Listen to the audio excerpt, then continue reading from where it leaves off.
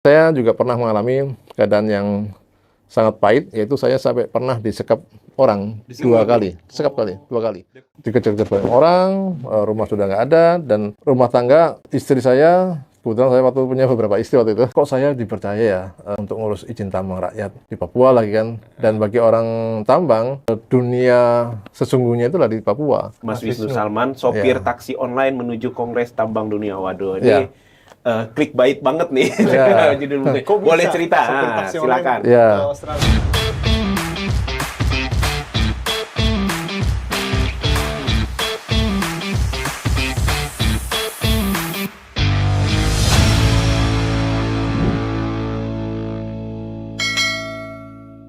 Salah satu buku yang menarik di dalam keseharian saya, yang selalu sering banget saya ulang-ulang baca, itu adalah buku The Secret, karangan Rhonda Byrne.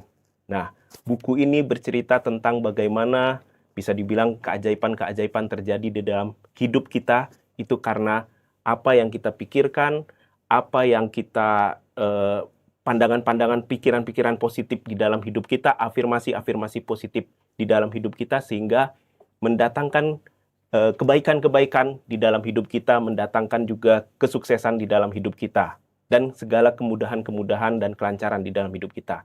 Nah, pada hari ini kita akan ngobrol-ngobrol langsung dengan Mas Wisnu Salman ya. Jadi kebetulan juga judul pada hari ini adalah Perjalanan Inspiratif Berdamai dengan Ujian. Nah, ini banyak sekali berkaitan dengan buku yang tadi saya bahas, The Secret. Tapi kita tidak dalam membahas buku The Secret tadi ya. Kita membahas justru bagaimana perjalanannya Mas Wisnu Salman ini, alumni Tambang 95, tentang gejolak-gejolak hidupnya ya. Sehingga sampai di posisi ini, dan ini menarik sekali ya. Oke, silakan Satrio, perkenalkan senior kita tercinta ini. Siap. Ya. Makasih Kang Stano. Jadi panggilnya Mas karena Jawa ya. Mas boleh, Bang boleh. Nama aslinya Mas Wisnu Setiono, tapi Aslinya. nama panggungnya Wisnu Salman. Oke. Kelahiran di Malang ya. Pasuruan. Pasuruan. Pasuruan. Oh, Tahun 1974. Saat ini Mas Wisnu sangat aktif, kuliah S2, terus kemudian mimpin perusahaan juga, Geomining Berkah.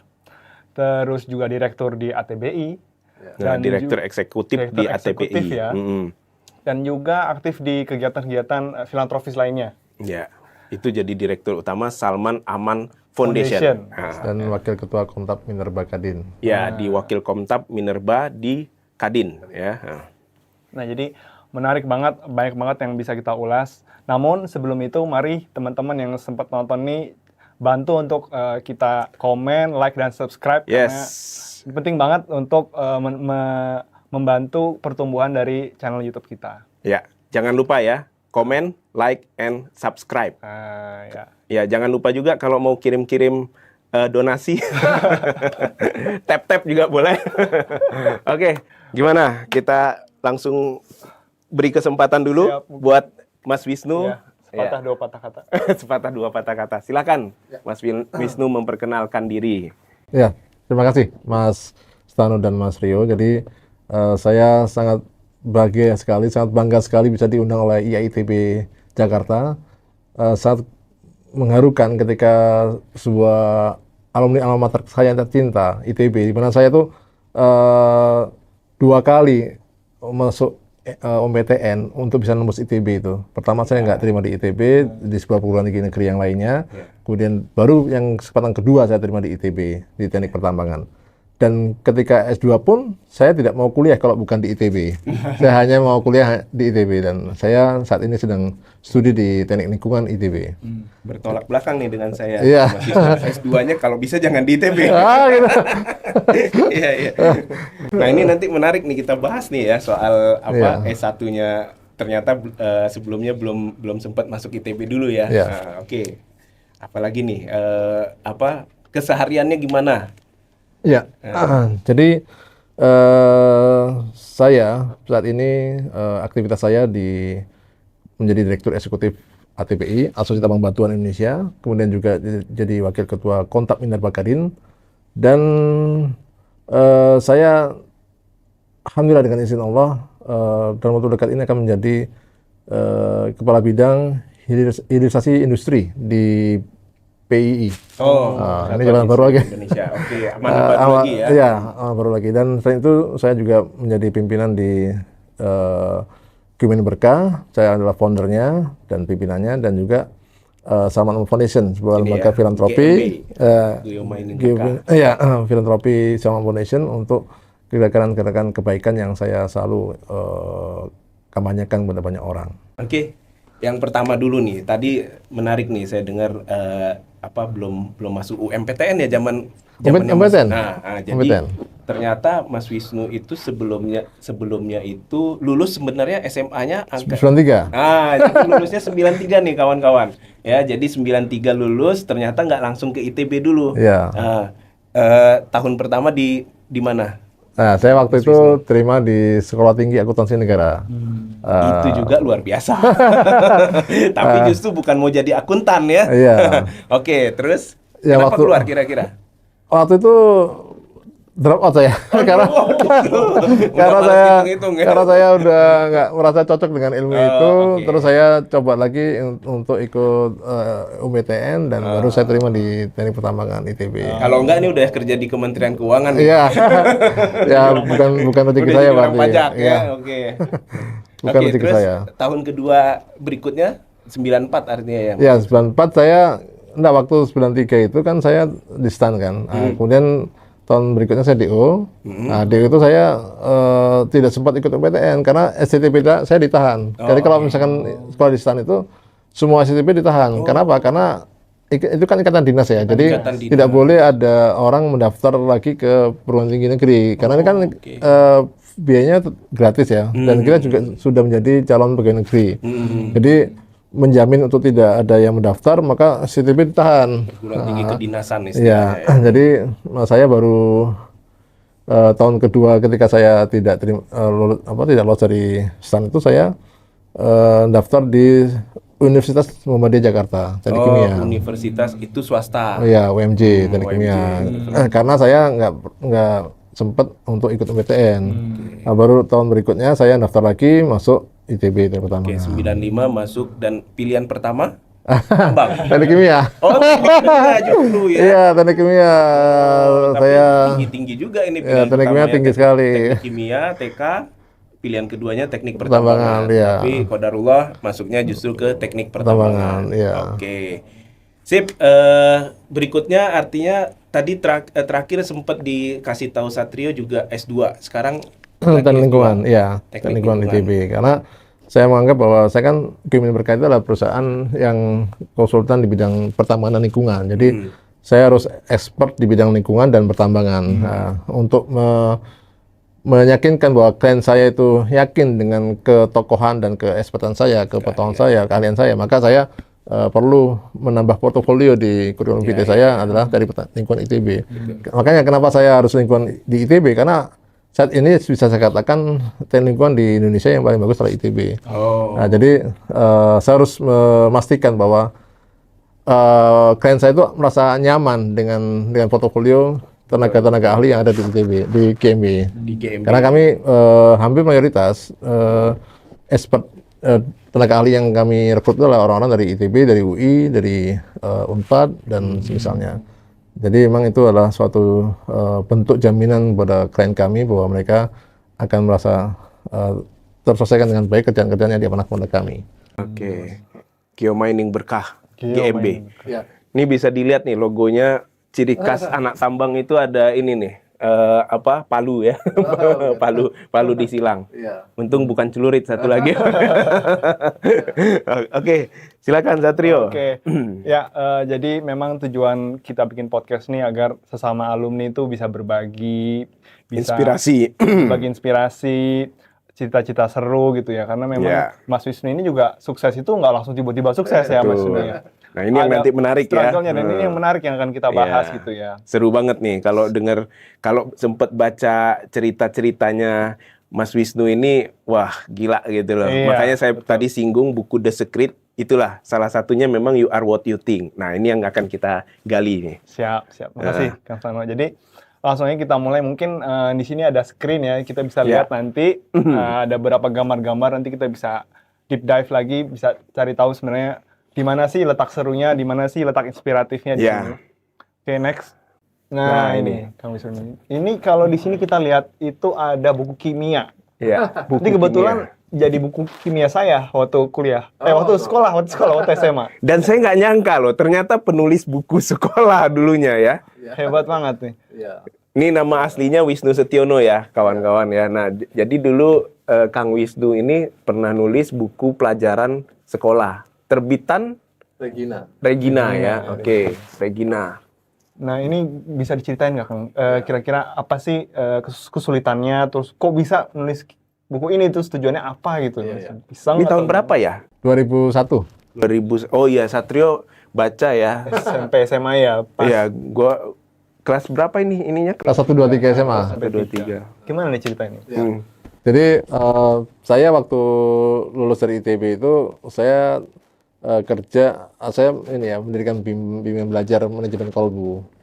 Jadi memang banyakkan anak-anak ITB biasalah kita jadi pengajar-pengajar di bimbel-bimbel ternama ya. Tapi saya ingin mendirikan bimbel sendiri. Itu namanya manajemen kolbu. Saya sudah dapat lisensi dari Kim sebagai pemilik manajemen kolbu. Dan saya mendirikan perusahaan bimbel manajemen kolbu dengan Pak Wewen Norwenda dan anak teknik kimia, juga Fauzan, anak TF96 dan Ramdhani. Mau nyaingin GO lah ya ceritanya dulu ya. Nyaingin punya senior juga. Ya, Ramdhani itu anak sipil 97. Oh, 97. Sama dengan Mas ya.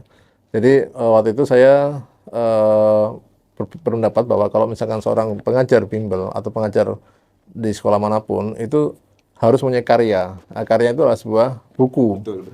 Tidak dikatakan seorang itu expert kalau nggak punya buku. Nah, maka saya waktu itu saya pengennya buku matematika, pengennya, tapi kebetulan ada peluangnya itu nulis buku kimia. Nah, saya lihat waktu itu nulis baca-baca di koran Pikiran Rakyat, di situ ada lowongan dibutuhkan nulis buku kimia. Saya akhirnya nulis. Dan memang saya suka kimia dan matematika. Itulah dua pelajaran itu yang menjadi modal dasar saya masuk tembus ITB, karena hampir semua pelajaran soal-soal matematika dan kimia itu benar semua saya itu. Jadi, Kimia lu berapa lu, Du? Yo. bagus. Oh, bagus ya. Fisika malah kurang. jadi satu hal lagi, ketika kita mau sukses, maka kita jangan pernah menawar. Ya.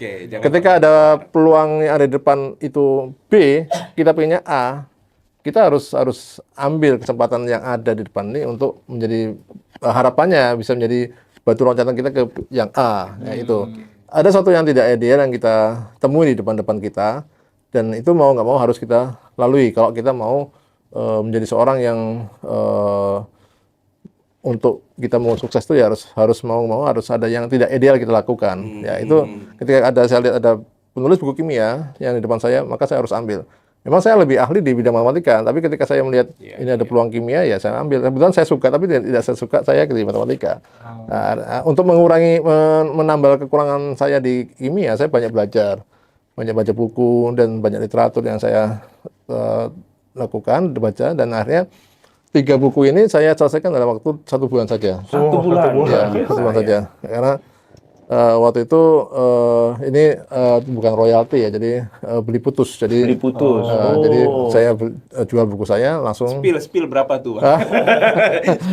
tahun 2001 satu lembarnya dihargai Rp20.000. Rp20.000. Wah, enak banget itu penerbit ya, kurang ngajar ya.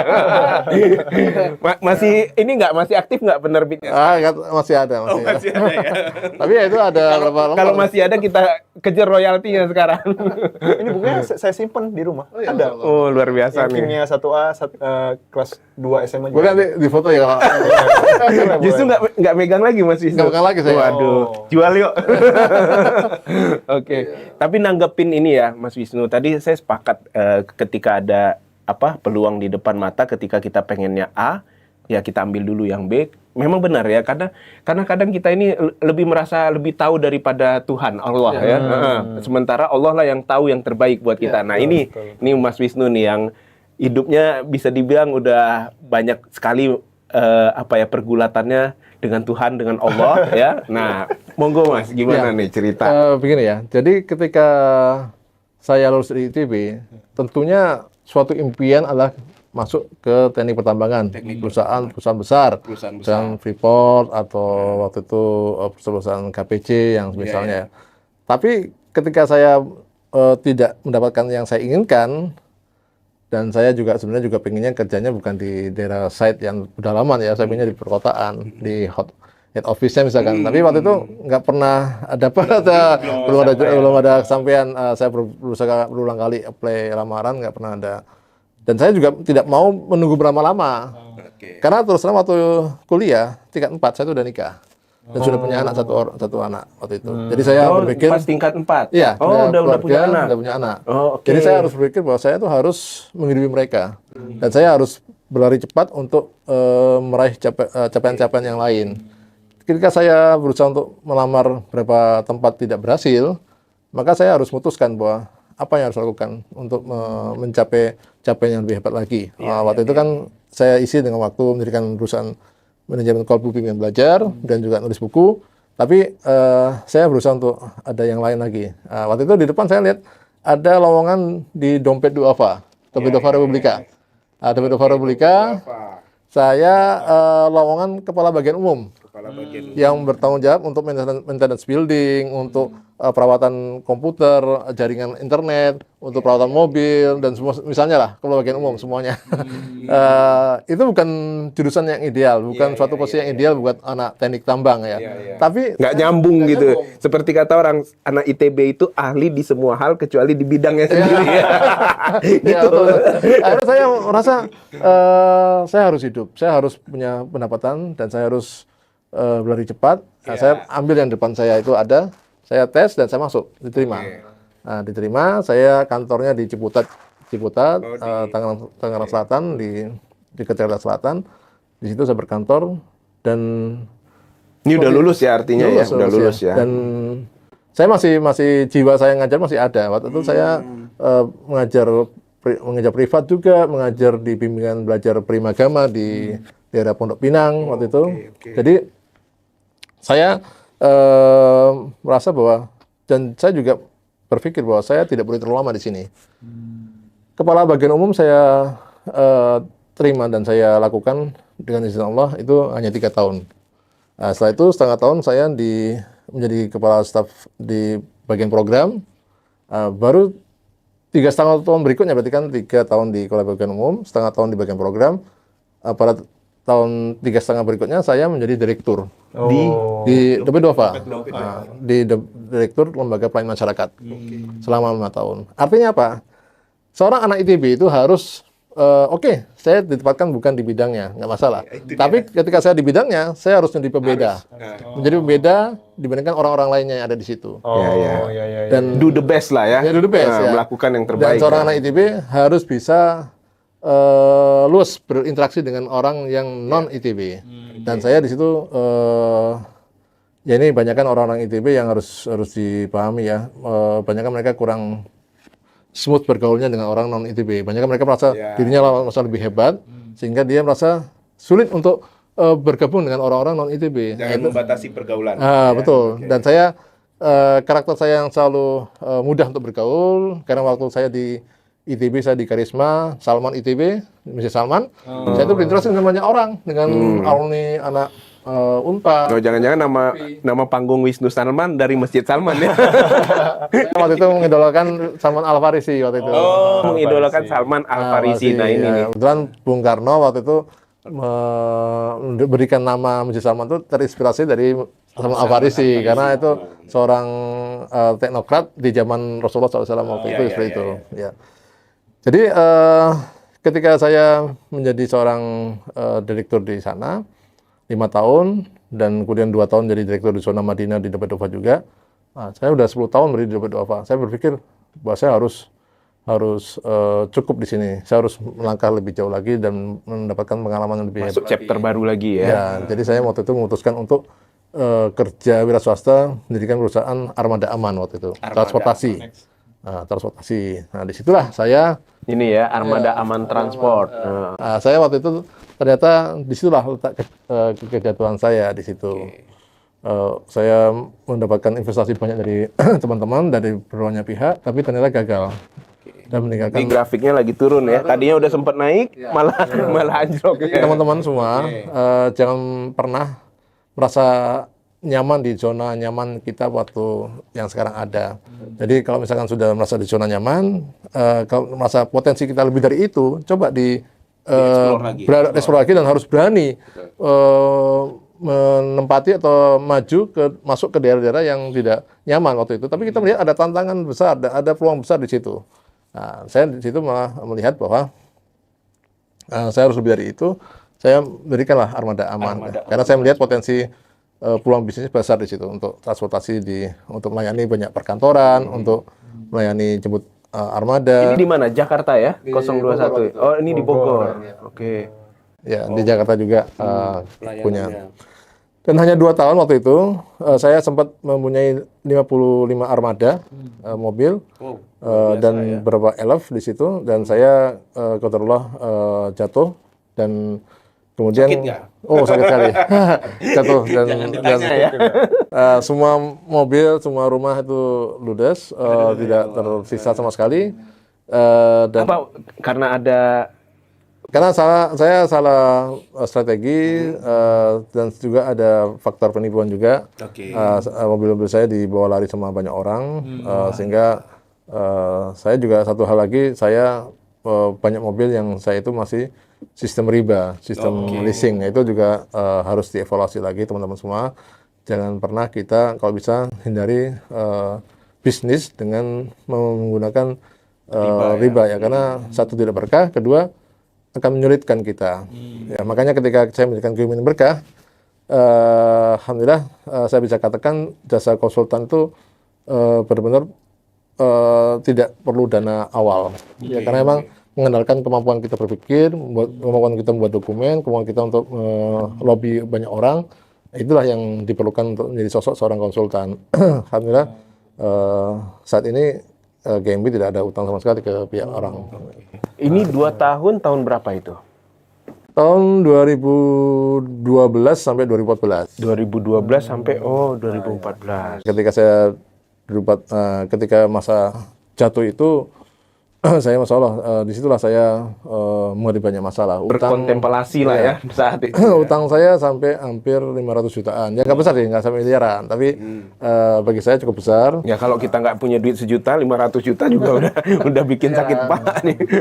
Itu utang pribadi ya, bukan utang perusahaan ya. Kemudian saya juga dikejar-kejar banyak orang, rumah sudah nggak ada, dan rumah tangga istri saya. Kebetulan saya waktu punya beberapa istri waktu itu. Waduh, jangan mau dibahas kan?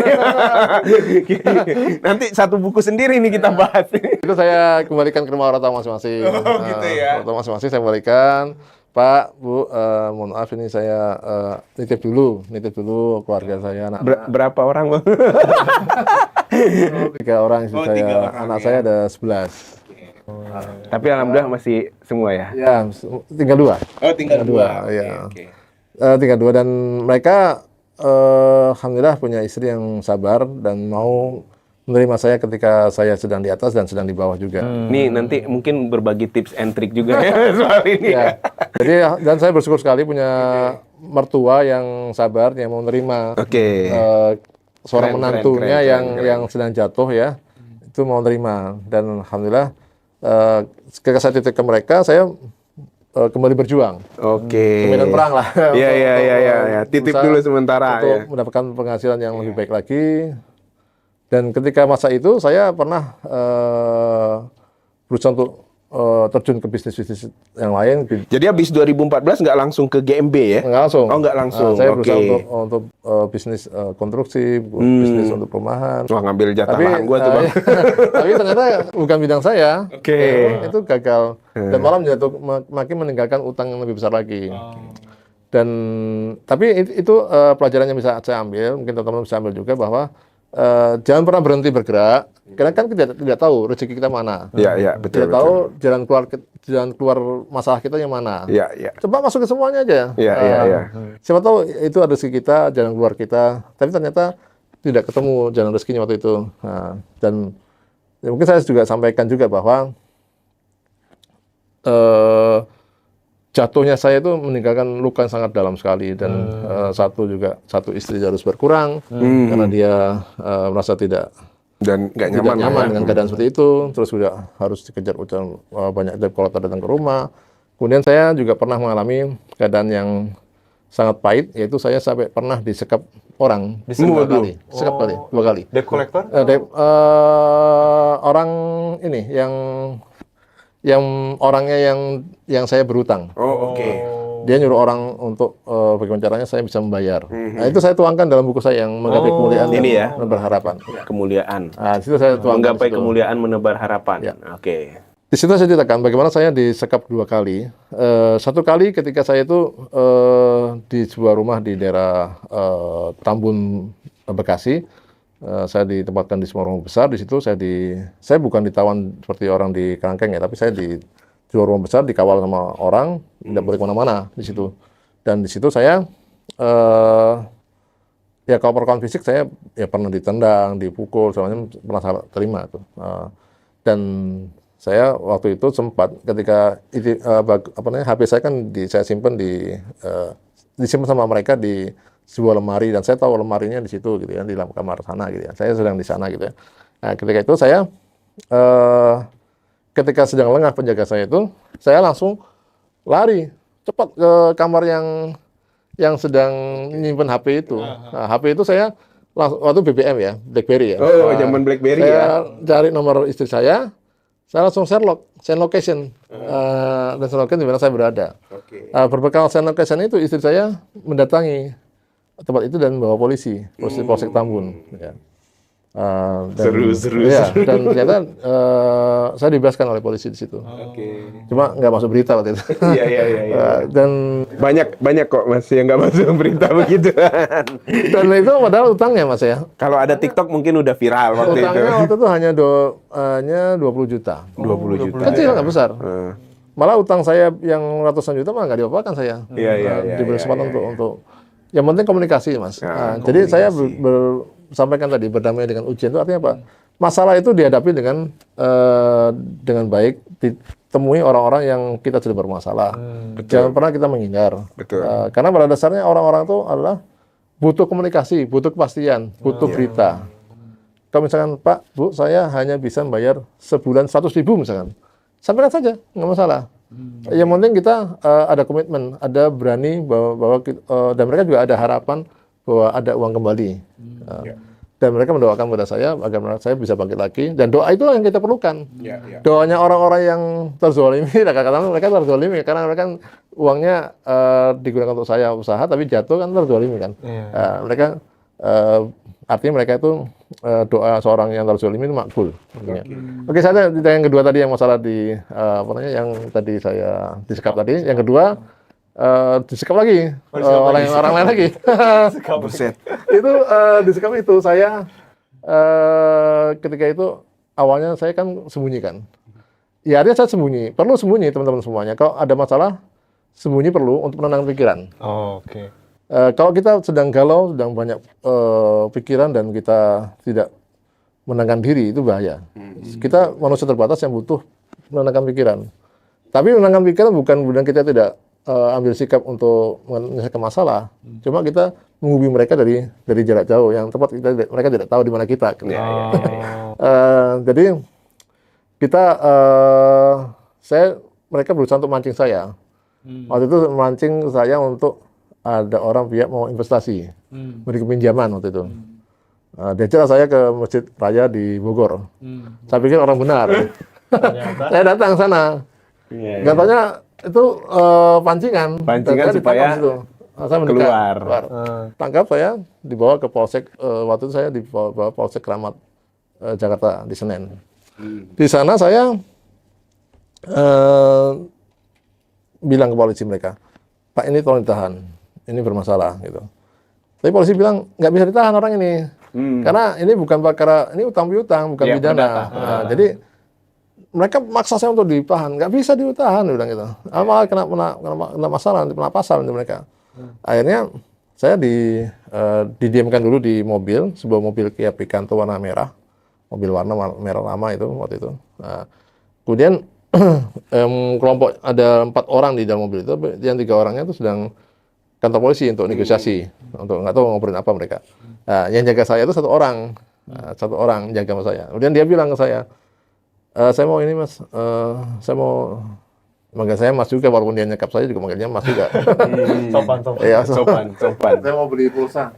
Jarak antara mobilnya itu dengan pulsa itu sekitar 100 meter. Tapi dia berjalan, dia tengok, takut saya kabur. Kemudian ketika satu waktu dia nggak nengok, saya kabur. Buka pintu langsung lari. Belum profesional kok Iya. gitu dia. Saya lari, saya kencang-kencangnya. Dengan sekuat tenaga, saya ketika lihat taksi jalan pelan, saya buka pintu langsung saya sembunyi di kabinnya. Oke. Dan mobil itu melintas melewati orang-orang itu. Nah, saya sama di situ. Saya yang lupa saya nama bapak supir itu siapa. Cuma itu taksi taksi warna biru yang ada di Jakarta, banyak taksi Bluebird. Seru banget. Ya jadi di situ ketika HP saya ditahan kan. Nah, saya waktu itu minta tolong diantar ke Ciputat. Saya tolong diantar ke Snappy, ke rental komputer waktu itu, rental internet. Nah, di situ saya buka akun Facebook saya. Oke. Saya hubungi. Udah zaman Facebook ya. Iya. Saya hubungi, kalau Instagram belum ada. 2014 ya, 2000 itu Saya hubungi sekitar itu ya, 2014. saya. Tolong saya dibantu uang untuk makan, untuk beli HP yang murah-murah saja. Waktu itu saya masih megang ATM, jadi saya dengan berbekal uang yang diberi adik saya itu, saya berikan HP murah untuk bisa komunikasi dengan banyak orang. Dan saya juga bercerita banyak orang melalui akun Facebook saya tentang kejadian-kejadian saya, supaya banyak simpati. Ya alhamdulillah, jaringan teman-teman saya waktu di ITB di Salman tuh membuat saya itu banyak teman-teman, dan mereka banyak simpati, dan mereka paham bahwa saya itu bukan seorang yang jahat, dan mereka masih mau membantu saya. Dan ada seorang teman dari anak teknik pendidikan ITB tahun 95, dia membantu saya per bulan dia rutin bantu saya 3 juta, 4 juta, dan bahkan pernah Teman TPB lah itu ya. Ya, TPB. Dan saya waktu itu kan jaringan di antar lintas jurusan kan juga cukup baik kan, karena di Salman dulu kan. Ada teman dari Amerika sampai pernah membantu transfer ke saya itu 30 juta rupiah untuk biaya hidup saya. Ya. Artinya apa teman-teman semuanya? Ketika ada masalah kita harus hadapi. Berdamai, yang saya katakan berdamai ini adalah kita coba negosiasi masalah-masalah kita, dan akhirnya saya menghubungi orang-orang yang menyekap saya itu, saya hubungi. Saya akan angsur, dan saya udah angsur, dan beberapa sudah lunas. Dan sampai saat ini pun saya masih ngangsur, karena uang saya nggak besar, jadi ngangsur ya seperti itu. Ya alhamdulillah mereka menerima ya. Ya tentunya waktu itu, zaman itu sangat menyedihkan ya. Waktu itu saya sampai jalan kaki aja. Kemarin saya jalan kaki naik Gojek waktu itu ya, saya selalu pakai topi karena malu, takut ketahuan orang. Jadi selalu takut di bawahnya itu, karena trauma ketika disekap orang itu menghilangkan traumatis yang luar biasa. Ya. Dan Masya Allah ya, saat ini saya berani tampil di dunia medsos, artinya saya sudah mempublish diri saya di Facebook, di Instagram, dan di YouTube. Dan saya sudah tampil banyak di media, saya juga tampil di beberapa media, di koran, dan juga menjadi narasumber beberapa perkumpulan ya. Kemarin di ITB, kemarin juga pernah di podcastnya Dr. Deddy Mulyadi. Saya juga artinya apa? Artinya saya sudah terbuka nih saya. Silakan hubungi saya kalau ada masalah. Artinya tapi teman-teman semuanya, mereka itu yang pernah bermasalah sama kita itu justru bangga, justru senang kalau kita itu menjadi seorang yang berhasil. Kenapa? Karena harapannya kalau misalkan kita berhasil, sukses, ada harapan untuk uang yang kembali kan. Itu penting. Justru jangan berpikir, wah kalau saya nanti sukses, ketahuan dong nanti. Ya kalau misalkan andanya tidak niat bayar ya jangan publish lah. Publish ya nanti ditagih. Kalau misalkan nggak mau bayar ya. Kalau mau bayar ya nggak masalah. Ya. Justru dengan kita publish itu kita harus ingat ya, bahwa ketika kita membayar utang itu jangan berpikir bahwa uang kita akan habis, akan berkurang. misalkan ada uang X rupiah, diambil Y rupiah, uang di dompet kita mungkin secara fisik habis atau berkurang. Tetapi ada keberkahan yang ada pada diri kita, harta kita, yang tadinya X rupiah yang berkurang dengan uang yang kita bayarkan untuk bayar utang, tapi justru sebenarnya uang kita bertambah sebenarnya. Artinya uang kita lebih efektif untuk hidup kita, anak-anak kita, keluarga kita dalam keadaan sehat, yang Allah jaga, tidak perlu kita biaya untuk macam-macam, dan uang yang kita keluarkan untuk investasi untuk usaha itu berkah, makin maju usaha kita, itu ya nilai keberkahan itu yang kita akan dapatkan ketika kita berniat untuk di jalan yang benar. Nah, itu di masa-masa itu sampai ke tahun berapa tuh mulai kepikiran, oh gua harus ini lagi nih, bikin usaha lagi nih gitu lah. Ya, 2014 itu saya masa-masa sulit saya 2014 itu ketika ya sudah berlalu sih, ketika 2012, 2013, 2014 itu masa sulit saya, dan saya waktu itu tidak langsung mendirikan Geomaning Berkah. Saya waktu itu Kerja sama orang ya? sama orang dengan Mas Adi Nugraha. Saya kerja di sebuah tambang batu di Batu Jajar, Kabupaten Bandung Barat. Saya kerja di sana sebagai WKTT, Wakil Kepala Teknik Tambang. Nah, waktu itu kebetulan kenapa saya ada WKTT, karena bosnya adalah anak tambang, anak geologi tahun 90. Dan kebetulan alumni Salman juga. Alumni Salman. Jadi bantu saya. Waktu itu kan gini, Mas, tolong dong bantu saya modal. Saya butuh uang untuk saya usaha, untuk saya membalikan utang-utang saya dan saya untuk bangkit lagi. Saya bilang, Man, manggilnya Salman ya, Man, kamu jangan usaha lagi. Udah, kamu jadi karyawan saya aja, kerja sama saya. Nah, artinya apa teman-teman semuanya? Seperti saya bilang tadi, ada banyak hal yang tidak ideal, kita anggap tidak ideal. Tapi kita nggak tahu kan mana jalan keluar rezeki kita. Ya ketika saya lihat ada peluang kerja yang gajinya nggak besar, tapi mudah-mudahan dengan adanya usaha ini ada semangat hidup saya yang timbul. Nah, yang benar ketika saya kerja jadi wakil kepala teknik tambang itu ada secerca harapan, ada semacam semangat baru lagi, dan saya ada kebanggaan ketika saya dipercaya orang loh jadi WKTT. WKTT itu posisi yang cukup bagus. Kepala teknik tambang. Wakil kepala teknik, masih wakil. Itu cukup bagus itu. Dan bergengsi lah. Bergengsi. Di pertambangan itu. Itu ada sertifikasinya. Sertifikat dari SDM. POM itu kan ya. Ada sertifikasi. Itu ada pengakuan bahwa dia WKTT yang berlisensi. Ya, itu suatu kebanggaan bagi saya. Dan jadi itu penting buat teman-teman semuanya. Kalau kita ada sesuatu yang mungkin tidak ideal, kita ambil saja. Karena memang kebanggaan itu perlu kita ambil untuk melangkah lebih jauh lagi. Itu energi untuk BBM kita, untuk bahan bakar kita melaju lebih jauh lagi. Situ. Kalau kan udah lama nggak ke tambang, terus ke dunia tambang lagi tuh nggak?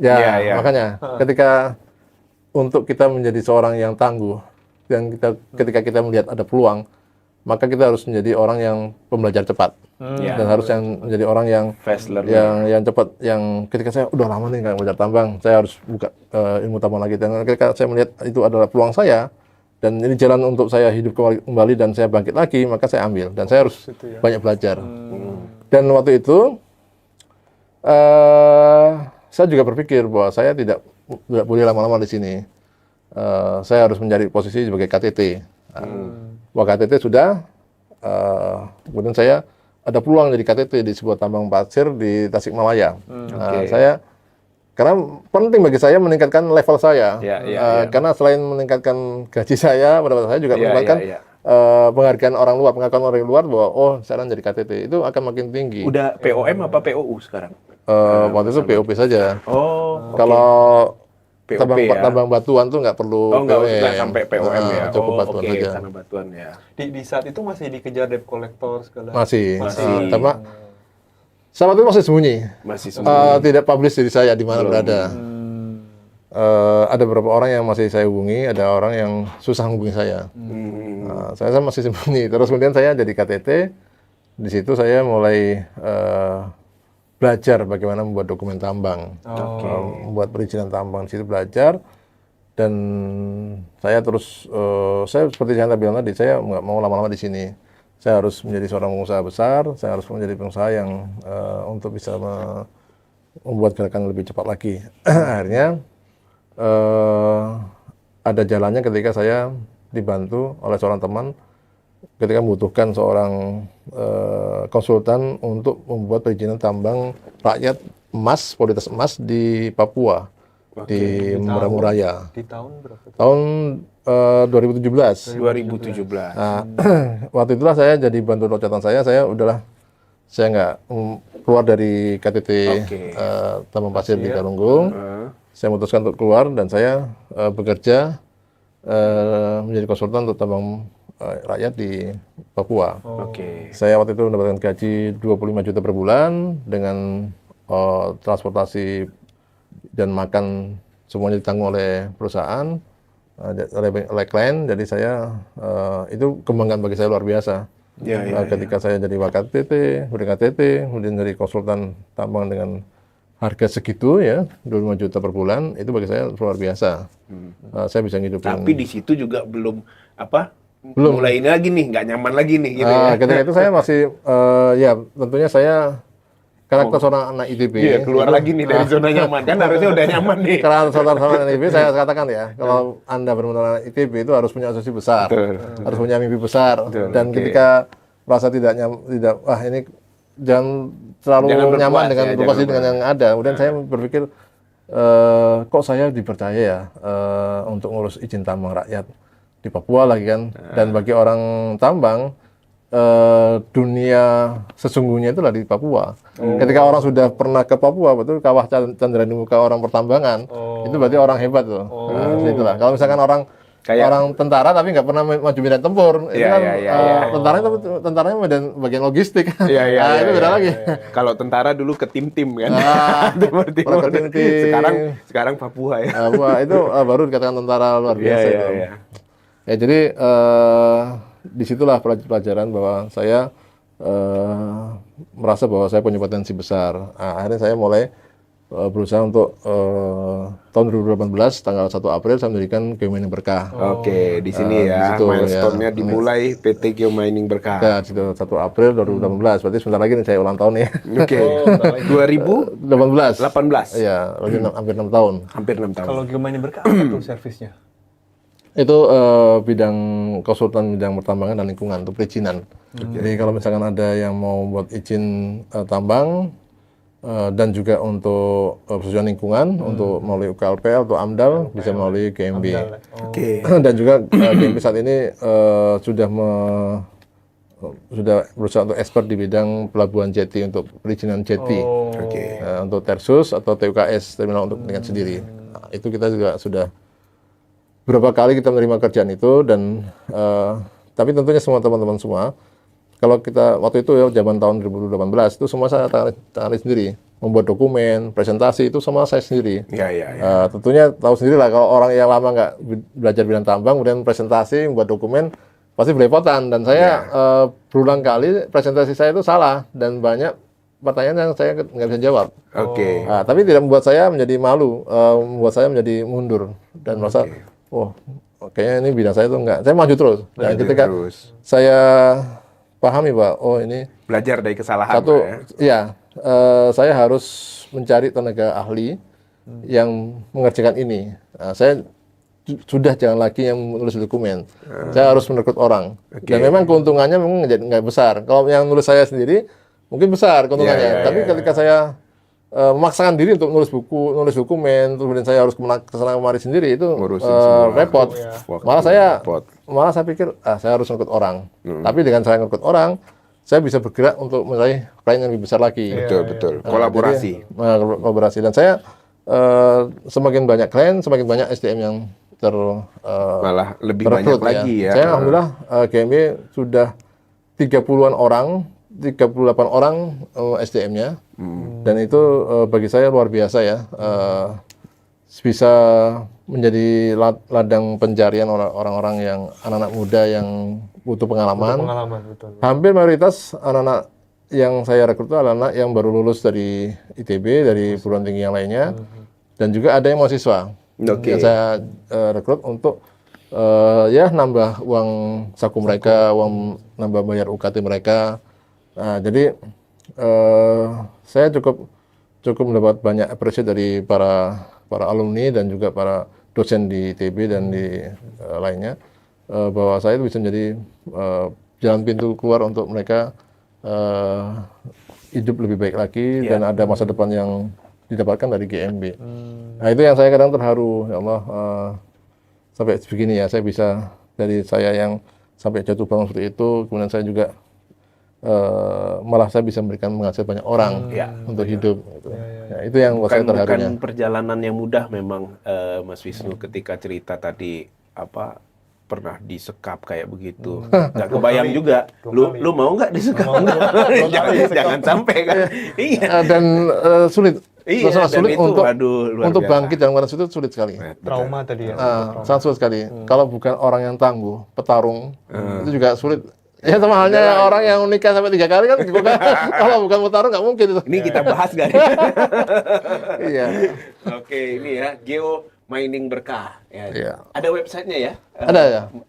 Geo Mining Berkah. www.geominingberkah.com. Oke, jadi kalau kawan-kawan, senior-senior yang mau mengurus izin-izin tambang, termasuk Jeti, ya bisa ke langsung. Mas Wisnu Salman. Ya. Dapat royalti atau komisi ya? Iya, siap.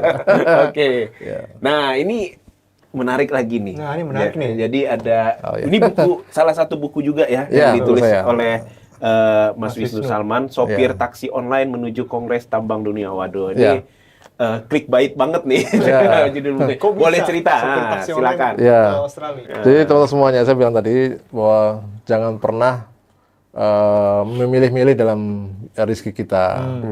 Kalau nggak perusahaan ini saya nggak akan mau kerja. Saya kalau nggak ini nggak mau kerja gitu.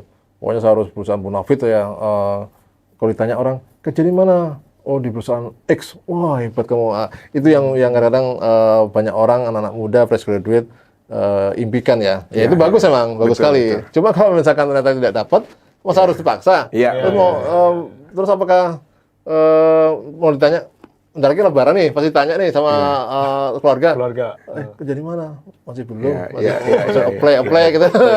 Apply kan masih mending kita kerja di perusahaan X, tapi bukan munafik, nggak apa-apa. Orang nggak ngerti juga. Misalkan kerja mana di Geomin Berkah? Urusan apa tuh ya?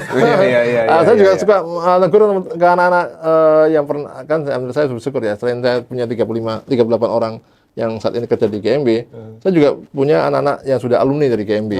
Sudah kerja di Adaro, sudah kerja di Resource, kerja di Merdeka, tambang-tambang besar. Dan mereka menuliskan di portofolio di LinkedIn tuh, pengalaman kerja di GMB sekian tahun, sekian bulan. Saya bangga gitu, saya senang sekali. Kebanggaan. Kepuasan batin ya. Kalau misalkan ternyata perusahaan kita tuh diakui iya, ya gitu sama saya lihat pengalaman orang kerja pernah kerja di Freeport, pernah kerja di KPC, tapi perusahaan orang lain itu. Kalau kerjaan punya kita sendiri kan bangga sekali kan ya.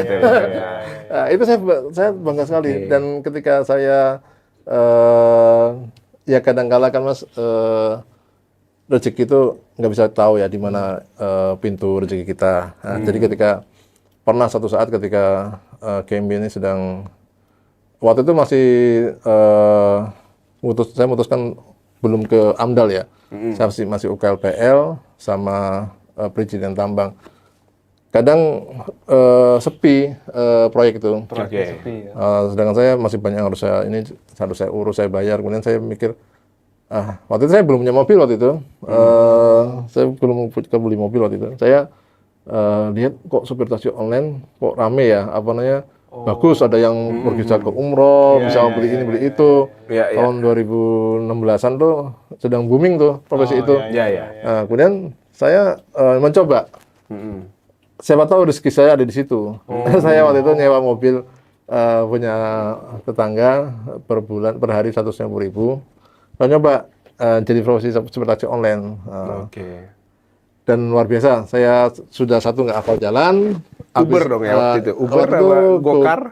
Grabcar. Oh, Grabcar, oke. Sudah nggak tahu jalan, HP saya juga lemot, suka error. Jadi nggak hafal jalan, terus kemudian pengenalan GPS-nya juga rusak.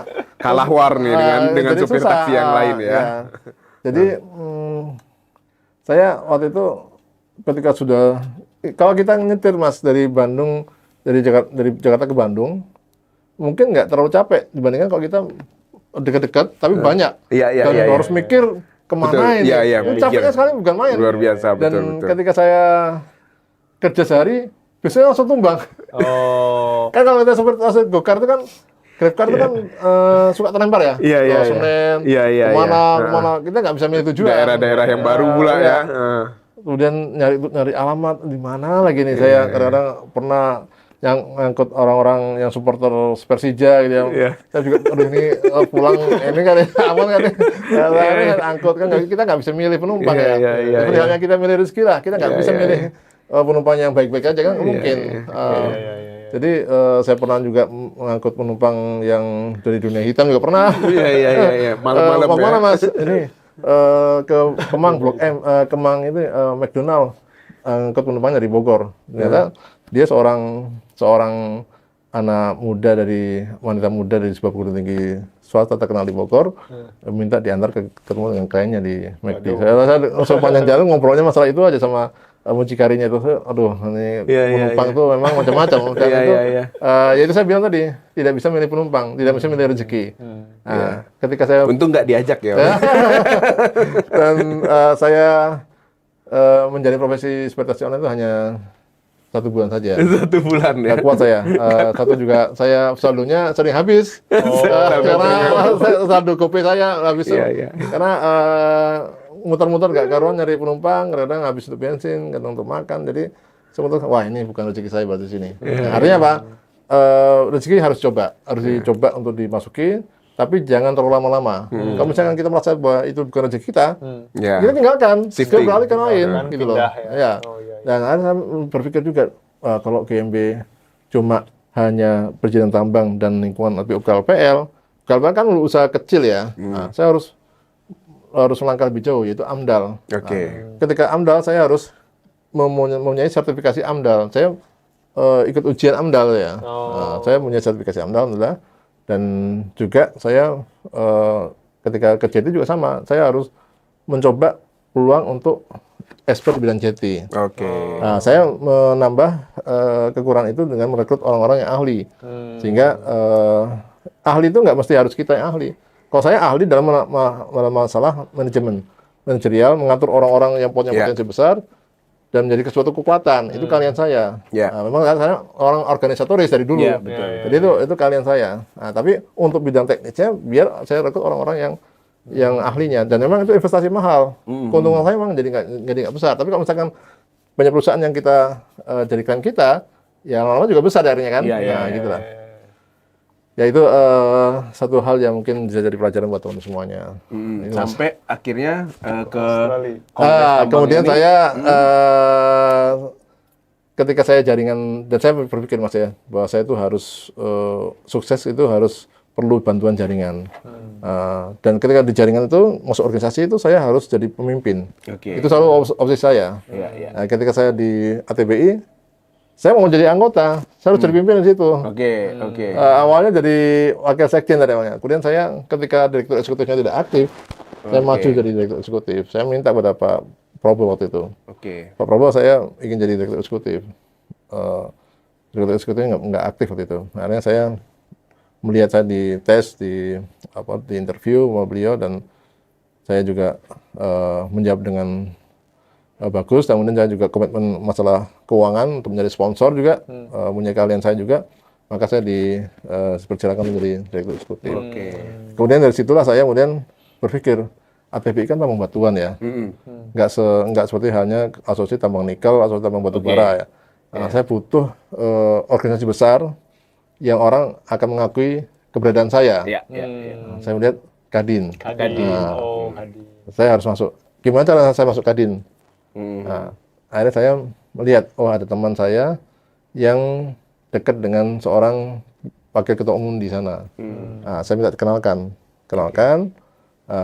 Diperkenalkan saya ke seorang WKU, waktu itu namanya Pak Wisnu Petalolo. Oh, Wisnu Petalolo. Namanya Wisnu juga. Terus Orang Sulawesi ya? Iya, Sulawesi, dari Palu. Dia ketika ngobrol dengan saya, dia tahu saya direktur eksekutif ATBI, kemudian saya tertarik untuk jadikan saya sebagai anggota tim Pokja Hilirisasi Minerba. Yang lagi waktu itu lagi gencar-gencarnya nih gencarnya, kita ya. tahun kemarin ya, lagi gencarnya. Nah, dari situ saya tampil, saya aktif, kemudian ditawari untuk menjadi wakil ketua Kontab Minerba Kadin. Nah, itu awalnya. Oke. Nah, kemudian apakah saya berpuas dengan situ? Ya enggak, saya harus berpikir gimana caranya saya jadi ketua Kadin. Wakil ketua Kontab, kemudian itu suatu obsesi ya. Iya, Namanya misalkan tidak berhasil nggak masalah. Iya. Ini kan urusan untuk Yang penting kita udah membuat standar yang tinggi ya. Dan alhamdulillah dari Kadin itu kemudian saya menjadi ditawarin jadi kepala bidang di PI. Oke. Untuk ya BKT untuk kesenyuran untuk yang bidang teknik ya. Jadi kalau itu. Jadi itu jalan-jalan yang saya lalui saat ini, dan memang teman-teman semuanya kita untuk menjadi sukses itu harus perluas jaringan harus besar. Kita butuh orang-orang lain untuk kita maju. Ya, dan kita harus seorang yang tangguh, dan teman-teman mungkin yang masih mahasiswa jangan terlalu sibuk dengan masalah kuliah, tapi juga kalian harus jadi sosok yang tangguh dalam organisasi. Karena di organisasi itu kita belajar tentang negosiasi, tentang komunikasi, tentang mempertahankan pendapat, tentang belajar tentang bagaimana caranya menundukkan pendapat orang lain. Betul. Nah, itu belajar di organisasi. Dan organisasi inilah yang mengantarkan Mas Wisnu ke Australia ini ya. Ya, ketika saya dipandang waktu itu awalnya saya juga menjadi salah satu aktif di Perhapi. Waktu itu saya di Kongres Australia ini awalnya gini, saya ketika melihat peluang, ketika saya lihat di WA Group Perhapi ada peluang untuk ke Australia, tapi harus bisa tembus untuk nulis Paper ya? paper. Nah, saya nulis paper di situ. Paper, saya otak-atik gimana caranya paper yang bagus. Kemudian saya konsultasi ke teman-teman yang ini bagus nggak, perlu tambahin, kurangin nggak gitu. Nah, saya langsung saja saya upload tuh email paper saya itu yang waktu itu menulis judulnya ini emisi udara di aktivitas pertambangan batuan. Oke.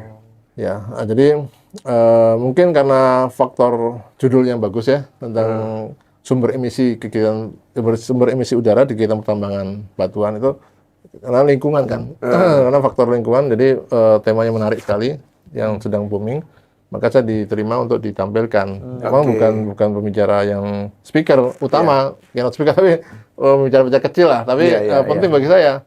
Kalau kita misalkan belum bisa menjadi yang besar, yang utama, jangan pernah merasa minder, jangan merasa apa sih ini, buat apa sih ini? Nggak apa-apa, kita menjadi pembicara kecil dulu, karena dari situ kita mulai dikenal. Iya, betul. Saya diundang untuk ke Australia.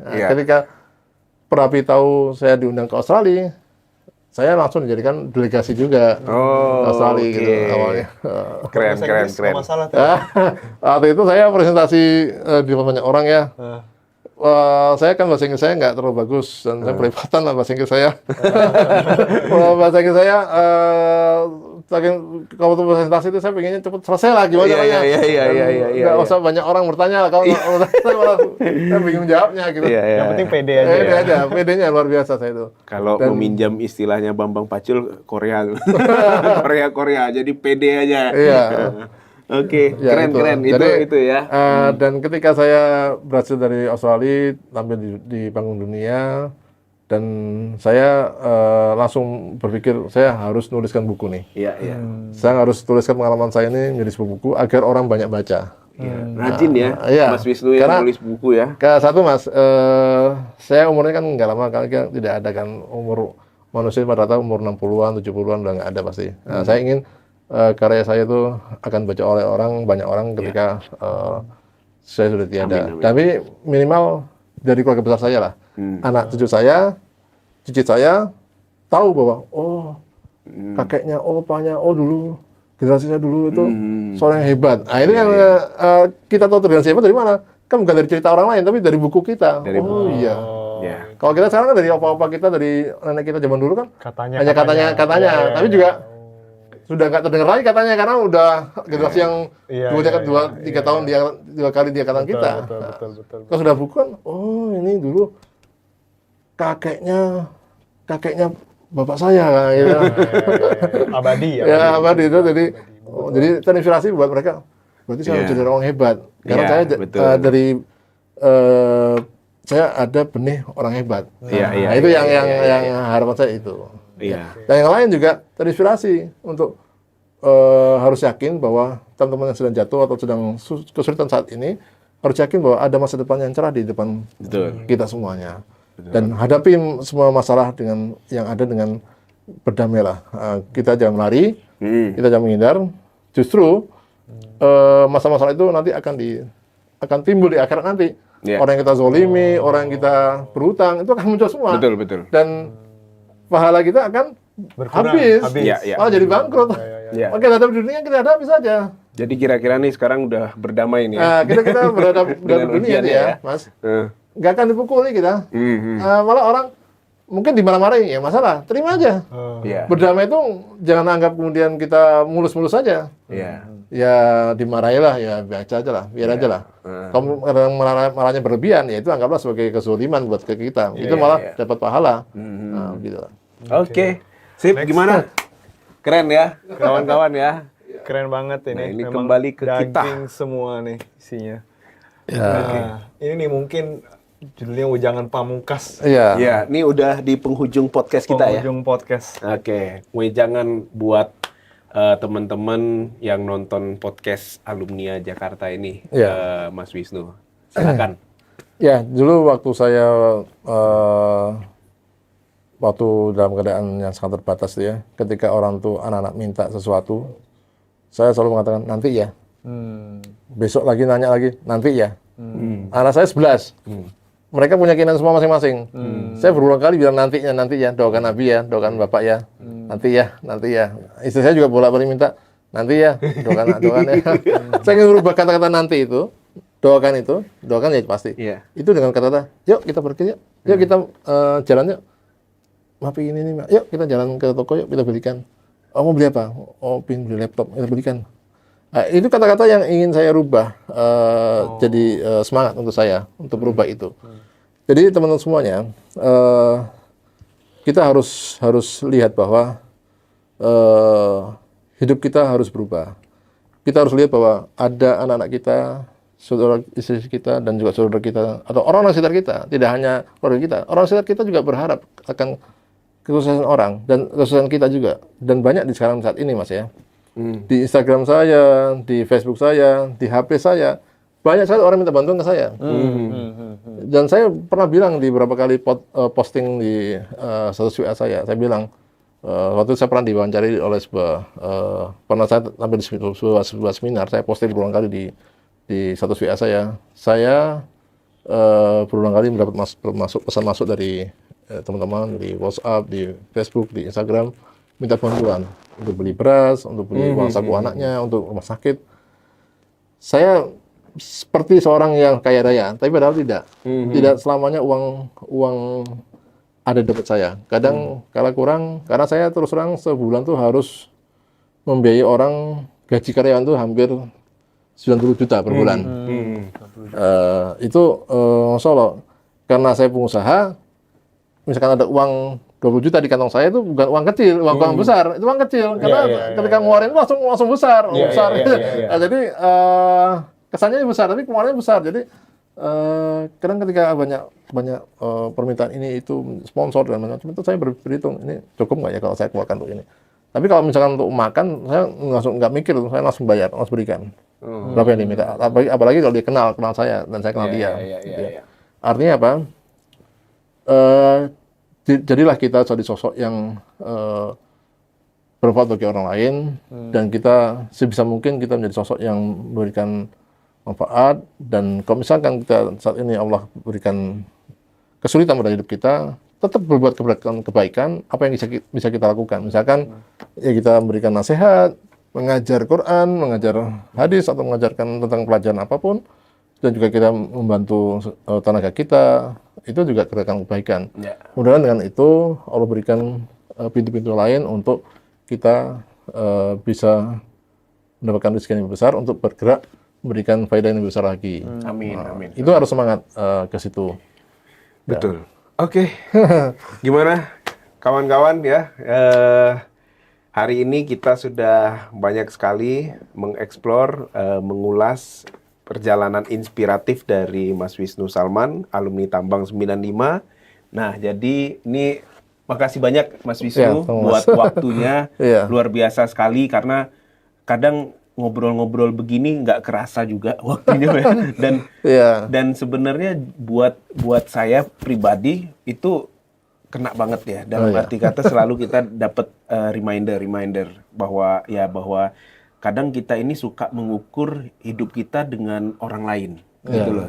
Sering sekali kita mengukur hidup kita dengan orang lain padahal perjalanan hidup masing-masing orang itu berbeda-beda gitu loh. Dan satu hal lagi, saya tuh belum sukses dan masih panjang hidup saya. Betul. Ya, saya nggak tahu Allah akan akhirkan hidup saya seperti apa. Ya, itu lebih baik ya Mas ya. Kadang lebih baik orang bilang kita sukses tapi kita bilang kita belum sukses gitu loh. Jadi kita punya ini terus ya. Pastikan kita on the track dan selalu on fire, selalu semangat untuk selalu di jalan yang benar. Betul. Nah, karena itu penting buat kita untuk makin menambah kesuksesan kita. Itu yang penting.